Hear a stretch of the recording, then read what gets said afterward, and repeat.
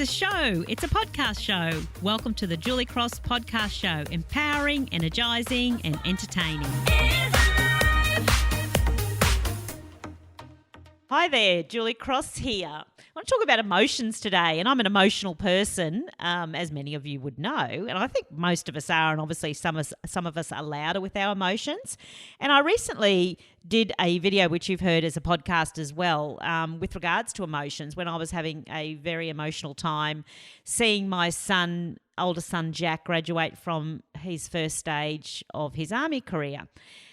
And I shared a video about it because, you know, every time I talk about my husband and reflect about that, and I might get sad, I can see some people making a judgment around that.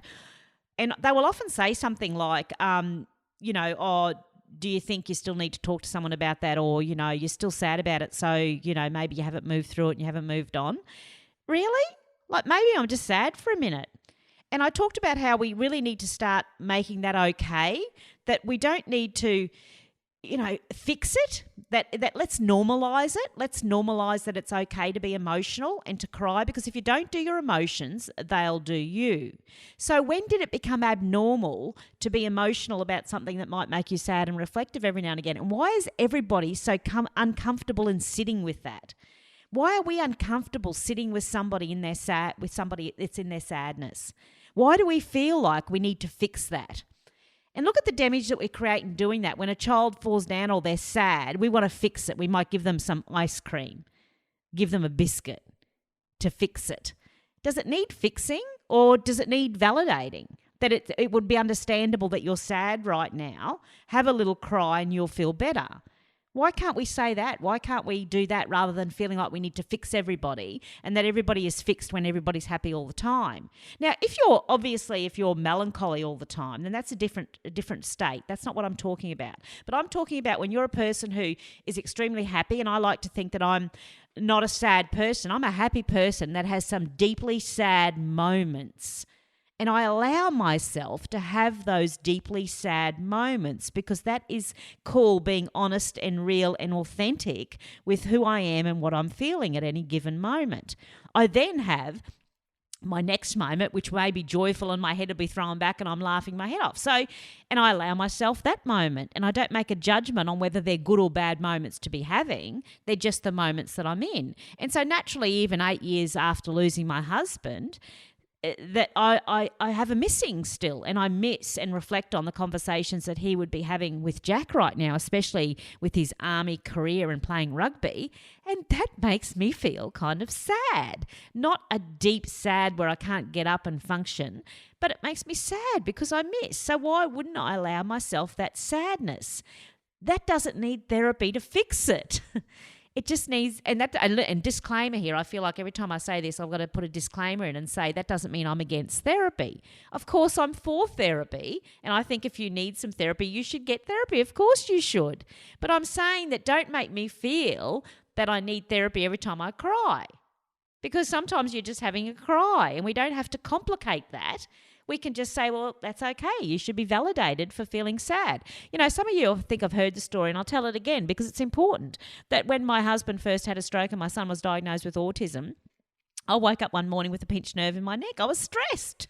Wouldn't you think that would be appropriate? It would be normal that I would be stressed. I'd gone to bed tense because of all of this worry, and my life had been turned upside down, and I woke up and I couldn't move my neck, but I knew it was a pinched nerve. So I just went to a doctor, and it wasn't my regular doctor who was wonderful. It was just a doctor down the road, and just said, look, I just need an anti-inflammatory to get rid of this pinched nerve. I can't move my neck. And he, of course, wanted to know what happened, and which he should. He was doing his due diligence, and he said, well, why have you got a pinched nerve? I said, I went to bed stressed and tense. He said, well, why are you stressed and tense? And I told him our story. And as I was telling him our story about my husband and my son, I started to cry. Now, wouldn't you think that that would be a normal reaction to this situation? And then as I was crying, he asked me if I needed something for it. And now he's talking about my crying, not my neck. I said, how about a tissue? Like, why do you need to medicate my sadness? Why would you not sit with me in that space and say, Julie, it would be totally appropriate for you to feel sad right now. Have a good cry. Here's a tissue. Do you need someone else to talk to? Do you need somebody else to sort of talk this out with? So, just let us start validating our emotions and doing that for each other and giving each other space to be sad in and to allow yourself to do that. And you know, what happens then when you empathise with me, if you feel my sadness and you empathise with me and you might start to have a tear as well because you feel my sadness, what a beautiful gift to give to me, because you're now validating my emotions. But from that empathy is where compassion comes from. So if we don't allow ourselves to sit with each other and feel that empathy, then we will stop people feeling compassion.